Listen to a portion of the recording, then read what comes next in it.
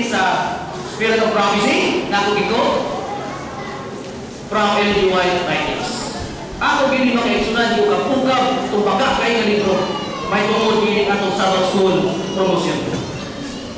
Ang kaimportansya kung ang tumong sa atong Sabbath School program. Ingon Ellen G. White sa Spirit of Prophecy, page 1921. Ingon siya, maminaw ka makaigsunan. Dali. Aron masata na ito kung sa gilid itong Sabbath School program. The Sabbath School work is important, and all who are interested in the truth should endeavor to make it prosperous. Anak-anak.